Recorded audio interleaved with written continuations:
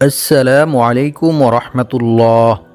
প্রিয় দর্শক, যখনই আপনার হঠাৎ করে অনেক বেশি টাকা পয়সা ধন সম্পদের প্রয়োজন হবে, যখনই আপনি অনেক বেশি বিপদ আপদ, বালা মুসিবত, দুঃখ কষ্ট, দুশ্চিন্তা, অভাব অনটন, দারিদ্রতা ও ঋণের মধ্যে জর্জরিত হয়ে যাবেন, তখনই আপনি সূরা ফাতিহা ও ইস্তেগফারের এই গোপন আমলটি করুন। ইনশাআল্লাহ আল্লাহ তাআলা আপনার সকল বিপদ আপদ, বালা মুসিবত, দুঃখ কষ্ট, দুশ্চিন্তা, অভাব অনটন, দারিদ্রতা ও ঋণ দূর করে দিবেন এবং আল্লাহ পাক রব্বুল আলামিন আপনাকে গায়বীভাবে অনেক টাকা পয়সা ধন সম্পদ দিয়ে সাহায্য করবেন। সুবহানাল্লাহ। সম্মানিত ভিউয়ার্স, সূরা ফাতিহা ও ইস্তেগফারের কোন আমলটি করিলে আল্লাহ তাআলা আপনাকে এই সকল পুরস্কারগুলি দান করবেন, সেই আমলটি সম্পর্কে জানতে চাইলে ভিডিওটি স্কিপ না করে সম্পূর্ণ ভিডিওটি মনোযোগ দিয়ে দেখতে থাকুন। আর ভিডিওটি ভালো লাগলে লাইক, কমেন্ট, শেয়ার করে চ্যানেলটি সাবস্ক্রাইব করে আমাদের পাশে থাকুন। সম্মানিত ভিউয়ার্স, আপনারা যদি এই নিয়মে সূরা ফাতিহা ও ইস্তেগফার পাঠ করে আমল করেন, তাহলে ইনশাআল্লাহ ফেরেশতারা নিজে এসে আপনাকে টাকা দিয়ে যাবে। প্রিয় দর্শক, তবে অবশ্যই আমলটি করতে হবে দৃঢ় বিশ্বাসের সঙ্গে। সম্মানিত ভিউয়ার্স, ফেরেশতারা যে মানুষের জন্য টাকা নিয়ে আসে, এই কথাটি হাদিস দ্বারাই প্রমাণিত। পূর্বে অনেক নবী আলাইহিস সালাম এবং সাহাবায়ে কেরামগণ কোরআনের বিভিন্ন সূরা ও আয়াতের আমল করে ফেরেশতাদের মাধ্যমে গায়বীভাবে অনেক টাকা পয়সা ধন সম্পদ পেয়েছিলেন, যা হাদিস দ্বারা প্রমাণিত রয়েছে। এমনকি হযরত আইয়ুব আলাইহিস সালামের জন্য আকাশ থেকে আল্লাহ তাআলা গায়বীভাবে স্বর্ণমুদ্রা ধন সম্পদ পাঠিয়ে সাহায্য করেছিলেন। সুবহানাল্লাহ। সম্মানিত ভিউয়ার্স, হযরত আইয়ুব আলাইহিস সালাম কোন আমল করার কারণে এবং কি দোয়া পাঠ করার কারণে আল্লাহ তাআলা আকাশ থেকে গায়বীভাবে স্বর্ণমুদ্রা ধন সম্পদ পাঠিয়ে সাহায্য করেছিলেন, সে আমলটি সম্পর্কে জানতে চাইলে ভিডিওটি না টেনে সম্পূর্ণ ভিডিওটি কন্টিনিউ দেখতে থাকুন। হাদিস শরীফের মধ্যে বলা হয়েছে, হযরত আইয়ুব আলাইহিস সালামের দুইটি উঠান ছিল। একটি ছিল গম শুকানোর জন্য আর অপরটি ছিল যব শুকানোর জন্য। মহান আল্লাহ তাআলা সেই দুইটি উঠানের উপর 2 খণ্ড মেঘমালা পাঠালেন। এক খণ্ড মেঘমালা সেই গমের উঠানে এমনভাবে স্বর্ণ ফেলল যে সেটি পূর্ণ হয়ে গেল। সুবহানাল্লাহ। অন্য মেঘমালাটি অপর উঠানের মধ্যে এমনভাবে রৌপ্য বর্ষণ করল যে সেটিও পূর্ণ হয়ে গেল। সুবহানাল্লাহ। আল্লাহু আকবার। সহিহ ইবনে হিব্বান, হাদিস নং 2898। সম্মানিত ভিউয়ার্স, এছাড়াও অন্য এক হাদিসে বলা হয়েছে, আল্লাহর পক্ষ থেকে ঝাঁকে ঝাঁকে স্বর্ণের পঙ্গপাল আইয়ুব আলাইহিস সালামের নিকট এসেছিলেন এবং তিনি সেগুলি সংগ্রহ করেছিলেন। রাসূল সাল্লাল্লাহু আলাইহি ওয়াসাল্লাম বলেন, একবার হযরত আইয়ুব আলাইহিস সালাম গোসল করতেছিলেন। এমতো অবস্থায় এক ঝাঁক স্বর্ণের পঙ্গপাল তার উপর পড়তে শুরু করেন এবং তিনি সেগুলি মুঠি মুঠি করে তার কাপড়ে জমা করছিলেন। সুবহানাল্লাহ। বুখারী শরীফ, হাদিস নং 7493। সম্মানিত ভিউয়ার্স, হযরত আইয়ুব আলাইহিস সালামের কোন আমলের বিনিময়ে আল্লাহ তাআলা আকাশ থেকে গায়বীভাবে স্বর্ণমুদ্রা ধন সম্পদ পাঠিয়ে সাহায্য করেছিলেন, সে আমলটি সম্পর্কে আপনাদেরকে একটু পরেই আমি জানিয়ে দেব ইনশাআল্লাহ। এমনিভাবে অনেক সাহাবায়ে কেরামদেরকেও আল্লাহ তাআলা ফেরেশতাদের মাধ্যমে গায়বীভাবে ধন সম্পদ, টাকা পয়সা দিয়ে সাহায্য করেছিলেন, যা হাদিস দ্বারা প্রমাণিত রয়েছে। এছাড়াও এক হাদিসে রাসূল সাল্লাল্লাহু আলাইহি ওয়াসাল্লাম বলেন, ফেরেশতারা সকালে ফজরের সময় মানুষের জন্য ধন সম্পদ তথা রিজিক নিয়ে আসে।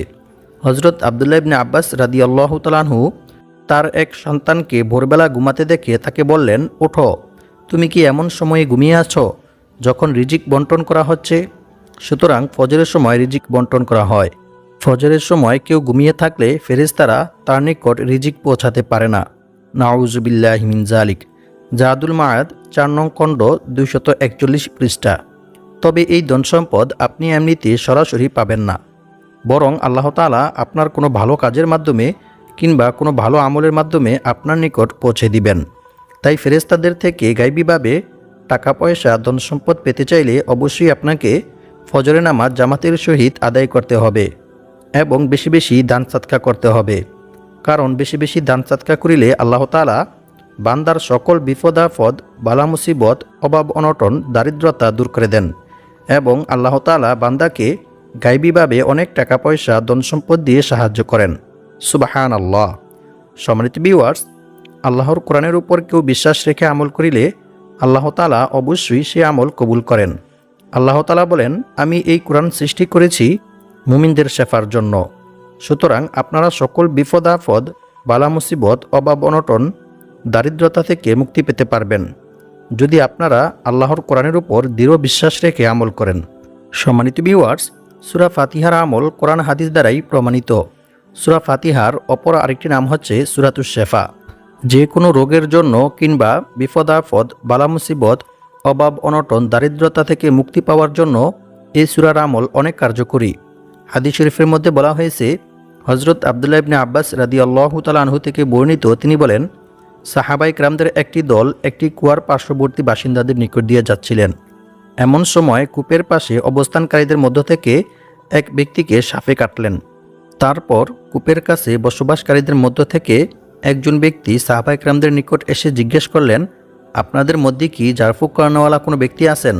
ওই কূপের কাছে একজন ব্যক্তিকে সাপে দংশন করেছে।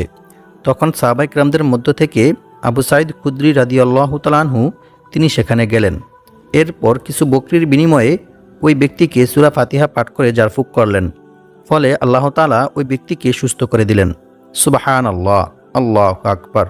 এরপর তিনি ছাগলগুলি নিয়ে তার সাথীদের নিকট অর্থাৎ সাহাবায়ে কেরামদের নিকট চলে আসলেন। বুখারী শরীফ হাদিস নং 5737। প্রদর্শক, সূরা ফাতিহা ও ইস্তেগফারের এই আমলটি করার ফলে আপনার জীবনে যত টাকার প্রয়োজন তার চাইতে বেশি টাকা ফেরেশতারা এসে আপনাকে দিয়ে যাবে। কারণ এটি কোনো সাধারণ আমল নয়, বরং এটি হচ্ছে সূরা ফাতিহা ও ইস্তেগফারের আমল। সম্মানিত ভিউয়ার্স, সূরা ফাতিহা ও ইস্তেগফারের যে সকল পুরস্কার ও উপকারিতার কথা কোরআন হাদিসের মধ্যে বলা হয়েছে তা আপনারা জানলে অবাক হয়ে যাবেন। ইস্তেগফার পাঠ করলে যে শুধু গুনাহ মাফ হয় এমনটা নয়, বরং আল্লাহ তাআলা বান্দার তাওবা ইস্তেগফারের মধ্যে রেখেছেন অসংখ্য অগণিত উপকার ও পুরস্কার। সুবহানাল্লাহ। প্রিয় দর্শক, আমি আপনাদেরকে আর বেশি কিছু বলবো না, শুধু সূরা ফাতিহা ও ইস্তেগফারটি কী নিয়মে পাঠ করিলে ফেরেশতারা নিজে এসে আপনাকে টাকা দিয়ে যাবে সেই নিয়ম সম্পর্কে আপনাদেরকে জানিয়ে দেব। সম্মানিত ভিউয়ার্স, এটি একটি খুবই গুরুত্বপূর্ণ এবং পরীক্ষিত আমল। তো আপনারা কিভাবে কি নিয়মে আমলটি করবেন সেই নিয়ম সম্পর্কে ক্লিয়ারভাবে আপনাদেরকে জানিয়ে দেব ইনশাআল্লাহ। আপনারা যারা এখনও ভিডিওতে লাইক করেননি, আপনারা দয়া করে ভিডিওতে লাইক, কমেন্ট, শেয়ার করে চ্যানেলটি সাবস্ক্রাইব করে রাখবেন। আর ভিডিওটি না টেনে সম্পূর্ণ ভিডিওটি মনোযোগ দিয়ে দেখতে থাকুন, কারণ এই ভিডিওতে ফেরেশতাদের থেকে টাকা পাওয়ার সূরা ফাতিহা ও ইস্তেগফারের যে আমলটি শেখানো হবে সেই নিয়মে না করে যদি ভুল নিয়মে আপনি আমলটি করেন তাহলে কিন্তু আপনারা টাকা পাবেন না। তাই আমি যে নিয়মের কথা বলবো শুধু সেই নিয়মই আপনাদেরকে আমলটি করতে হবে।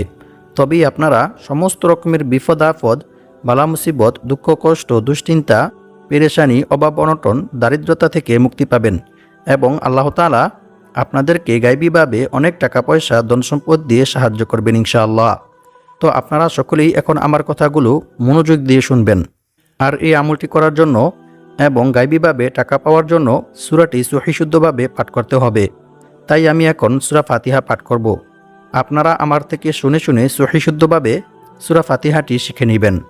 আউযু বিল্লাহি মিনাশ শাইতানির রাজীম। বিসমিল্লাহির রহমানির রহিম। আলহামদুলিল্লাহি রাব্বিল আলামিন। আর রহমানির রহিম। মালিকি ইয়াউমিদ্দিন। إياك نعبد وإياك نستعين. اهدنا الصراط المستقيم. صراط الذين أنعمت عليهم غير المغضوب عليهم ولا الضالين. آمين. সম্মানিত ভিউয়ার্স, তো আশা করছি আপনারা সকলেই সূরা ফাতিহার তিলাওয়াতটি শুনেছেন। তো এখন বলে দিব ফেরেশতাদের থেকে টাকা পাওয়ার জন্য সূরা ফাতিহাটি আপনারা কি নিয়মে পাঠ করবেন। মনে রাখবেন, প্রথমে আপনাদেরকে এই আমলটি করার জন্য অবশ্যই ভালোভাবে উজু করে পাক পবিত্র হয়ে প্রস্তুতি গ্রহণ করতে হবে। প্রিয় দর্শক, আপনারা হয়তো ভাবছেন এই আমলটি আপনারা কোন সময়ে করবেন এবং কি নিয়মে করবেন। চিন্তার কোনো কারণ নেই, সেই সম্পর্কেও আমি আপনাদেরকে জানিয়ে দেব ইনশাআল্লাহ। প্রিয় দর্শক, আপনারা এই আমলটি যে কোনো দিনই করতে পারবেন। সপ্তাহে 7 দিনের মধ্য থেকে যে কোনো দিন আমলটি করতে পারবেন। তবে আমলটি একটি নির্দিষ্ট সময় করতে হবে। সেই সম্পর্কে আমি আপনাদেরকে একটু পরেই জানিয়ে দেব। আমলটির সময় কিন্তু খুবই গুরুত্বপূর্ণ, তাই আপনারা ভিডিওটি না টেনে সম্পূর্ণ ভিডিওটি মনোযোগ দিয়ে দেখতে থাকুন। সম্মানিত ভিউয়ার্স, আমলটি করার জন্য প্রথমে আপনারা উজু করে পাকপবিত্র হয়ে একটি পরিষ্কার পরিচ্ছন্ন পাকপবিত্র জায়গায় যাবেন। এর জন্য আপনি যে কোনো জায়গায় যেতে পারেন, সেটা হতে পারে আপনার বাসায় কিংবা মসজিদে। তবে শর্ত হচ্ছে জায়গাটি পাকপবিত্র পরিষ্কার পরিচ্ছন্ন হতে হবে। তারপর আপনারা সেই জায়গায় গিয়ে বসবেন। অতঃপর কয়েকবার ইস্তেগফার এবং দুরূদ শরীফ পাঠ করে নেবেন। আমি আপনাদেরকে যে দুরূদ পাঠ করে শোনাবো সেই দুরূদটি আপনাদেরকে পাঠ করতে হবে, এবং আমি যে ইস্তেগফারটি পাঠ করব আপনাদেরকেও সেই ইস্তেগফারটি পাঠ করতে হবে। আর আমলটি আপনারা সবাই করতে পারবেন। যাদের অনেক টাকার প্রয়োজন আছে তারাও করতে পারবেন, এবং যাদের অনেক টাকা আছে তারাও করতে পারবেন। আর যদি পারেন জায়নামাজ বিছিয়ে নেবেন এবং তার উপরে বসে আমলটি করার চেষ্টা করবেন। তবে জায়নামাজটি পাকপবিত্র পরিষ্কার পরিচ্ছন্ন কিনা সেদিকেও লক্ষ্য রাখবেন। আর যদি কারো বাসায় জায়নামাজ নাও থাকে তাহলেও সমস্যা নেই, আপনারা পরিষ্কার পরিচ্ছন্ন পাকপবিত্র একটি জায়গায় বসে আমলটি করবেন। আর এই আমলটি করার জন্য অবশ্যই আপনাদেরকে কিবলামুখী তথা পশ্চিম দিকে হয়ে বসতে হবে, অন্য কোনো দিকে ফিরে বসলে হবে না। তারপর সূরা ফাতিহাটি পড়ে আমল করার যে নিয়ম রয়েছে সেই নিয়মটি মেনে আমল করবেন। আপনাদেরকে প্রথমত যে বিষয়টি মাথায় রাখতে হবে সেটি হচ্ছে অবশ্যই আপনাদেরকে সূরা ফাতিহাটি সঠিকভাবে সহিশুদ্ধভাবে পাঠ করতে হবে। যদি আপনারা ভুল উচ্চারণ করে পাঠ করেন তাহলে কিন্তু হবে না। তাই আমি যে সূরা ফাতিহার তিলাওয়াত করেছি সেখান থেকে শুনে শুনে সহিশুদ্ধভাবে সূরা ফাতিহাটি শিখে নেবেন। সম্মানিত ভিউয়ার্স, আপনারা যতবারই সূরা ফাতিহা পাঠ করবেন ততবারই বিসমিল্লাহির রহমানির রহিম পাঠ করে নেবেন এবং শেষে আমিন বলবেন। তো আপনারা যতবারই সূরা ফাতিহা পাঠ করবেন ততবারই বিসমিল্লাহির রহমানির রহিম পাঠ করবেন, কারণ বিসমিল্লাহির রহমানির রহিমের মধ্যে বরকত রয়েছে। আর আমিন বললে সূরা ফাতিহার মধ্যে যে দোয়াগুলি রয়েছে সেগুলি আল্লাহ তাআলা আপনাদের জন্য কবুল করে নেবেন ইনশাআল্লাহ। আর অবশ্যই আমলটি করার পূর্বে আপনাদেরকে কয়েকবার দুরূদ শরীফ পাঠ করতে হবে, কারণ রাসূল সাল্লাল্লাহু আলাইহি ওয়াসাল্লামের উপর দুরূদ পাঠ না করা হলে কোনো আমল বা দোয়াই আল্লাহ তাআলার দরবারে পৌঁছায় না। হযরত উমর বিন খাত্তাব রাদিয়াল্লাহু তাআলা আনহু বলেন, বান্দার দোয়া ও আমল আল্লাহ তাআলার দরবারে ততক্ষণ পর্যন্ত পৌঁছায় না যতক্ষণ পর্যন্ত না বান্দা তার নবীর প্রতি দুরূদ পাঠ না করে। অর্থাৎ রাসূল সাল্লাল্লাহু আলাইহি ওয়াসাল্লামের উপর দুরূদ পাঠ না করা হলে কোনো দোয়া বা আমল আল্লাহ তাআলার দরবারে পৌঁছায় না, তা আসমান ও জমিনের মধ্যবর্তী স্থানে ঝুলন্ত অবস্থায় থাকে। আর অবশ্যই আপনাদেরকে দৃঢ় বিশ্বাসের সঙ্গে আমলটি করতে হবে। এমনকি আমলটি করা শেষ হলেও কয়েকবার দুরূদ শরীফ ও ইস্তেগফার পাঠ করে নেবেন। আর ইস্তেগফার পাঠ করার কিছু বিশেষ ফজিলত রয়েছে।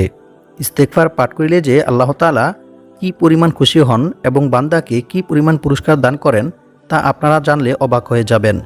ইস্তেগফার পাঠ করার প্রতি গুরুত্ব দিয়ে মহান আল্লাহ তাআলা পবিত্র কোরআনের মধ্যে বলেন, ইল্লা মান তাবা ওয়া আমানা ওয়া আমিলা আমালান সালিহা ফাউলাইকা ইউবাদদিলুল্লাহু সাইয়্যাতিহিম হাসানাত ওয়া কানাল্লাহু গফুরার রহিমা। অর্থ, তবে যে ব্যক্তি তাওবা করে, ঈমান আনে এবং সৎকর্ম করে, পরিণামে আল্লাহ তাআলা তার পাপগুলিকে নেকি দ্বারা পরিবর্তন করে দেন। সুবহানাল্লাহ, আল্লাহু আকবার। আল্লাহ তাআলা অতি ক্ষমাশীল ও পরম দয়ালু। সূরা ফুরকান আয়াত নং ৭০।